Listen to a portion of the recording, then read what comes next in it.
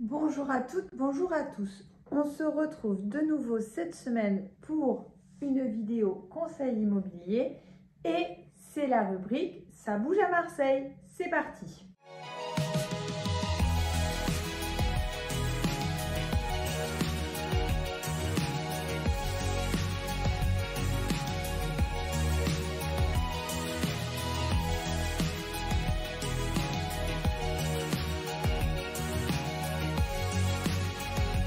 Comme tous les mois, je vous parle des projets urbains de la ville de Marseille, de l'évolution que certains quartiers vont connaître ou sont en cours de rénovation, pour vous dire un petit peu ce qui bouge, ce qui évolue et quels sont les quartiers attractifs de la ville. On commence avec le centre-ville et son grand programme de réhabilitation et de réaménagement du centre-ville. On a vu la partie du Vieux-Port sur le début de la Canebière qui est devenue piéton.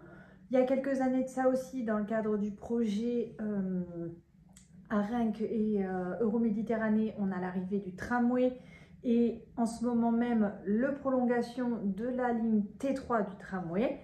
Et pour l'horizon 2024, c'est la création de logements sociaux à la place des actuels bureaux dans l'ancien Grand Hôtel Noailles. Ce sont actuellement des bureaux. C'était un grand hôtel de type bâtiment haussmannien qui accueillait les voyageurs au cours du XXe siècle. Ça a été un petit peu le faste de ce centre-ville et de l'essor du transport maritime et de la construction de la gare Saint-Charles. Sauf que depuis quelques années, c'était des bureaux, c'est plus forcément l'attraction que ça avait avant. Et dans le cadre du réaménagement et de l'habitat indigne, notamment suite aux soucis qu'on a eu sur la rue d'Aubagne, l'OJRM va se voir confier la réhabilitation de ce bâtiment pour créer 22 logements sociaux. Deuxième autre élément que je voulais aborder avec vous, c'est la poursuite de la requalification de la rocade du Jarret. Alors elle s'est faite en 4 tronçons et 4 étapes. Nous avons déjà la partie haute depuis l'hôtel du département jusque l'hôpital de la Timone qui a été repensé, réaménagé pour faciliter un petit peu la circulation aussi bien des voitures que des vélos et des piétons. On a supprimé le terre-plein central, on a remis les voies sur 2 fois 2 voies, le stationnement qui a été modifié aussi. Et là, c'est le dernier tronçon qui est abordé, qui devrait être terminé d'ici fin 2022, entre la rue Sainte-Cécile et la place de Pologne. Et pour ceux qui circulent dans le quartier, vous aurez effectivement vu que la circulation est un petit peu modifiée. C'est un peu compliqué, mais ce sera mieux une fois que ce sera terminé.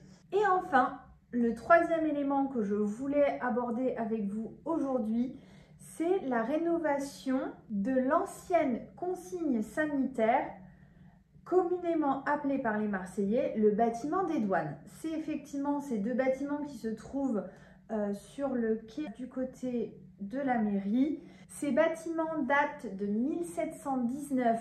Ils avaient pour vocation à l'époque le contrôle sanitaire des navires, d'où son nom. Et puis, il y a eu une extension dans les années 1800. Ça a été donc un bâtiment qui était destiné à l'utilisation des douanes, mais qui, depuis la fin du XXe siècle, n'est plus utilisé, en tout cas par ses fonctions douanières. Depuis 2020, on a la consigne à images qui s'est installée sur 90 mètres carrés du bâtiment. Et effectivement, la rénovation va avoir pour fonction de redonner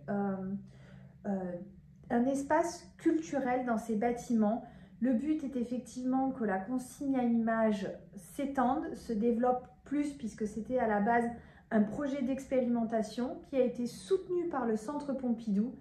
Et l'idée est de faire un petit centre Pompidou à la sauce marseillaise dans ces anciens bâtiments des douanes, tout en conservant la richesse du patrimoine architectural de ces locaux. Voilà, on a pas mal de choses qui sont situées sur le centre-ville ce mois-ci.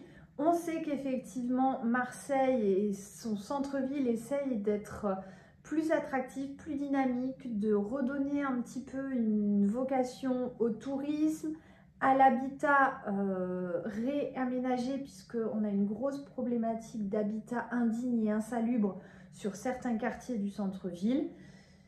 Voilà, le but est d'essayer un petit peu de rénover tout ça pour rendre les quartiers un peu plus attractifs. Et j'espère que ce sera le cas. J'espère que vous en aurez appris un peu plus sur l'évolution des quartiers de Marseille, que ça vous aura été utile. N'hésitez pas à liker, partager et commenter cette vidéo, parce que moi j'attends vos retours, c'est aussi pour ça que je le fais. Et je vous dis à très bientôt.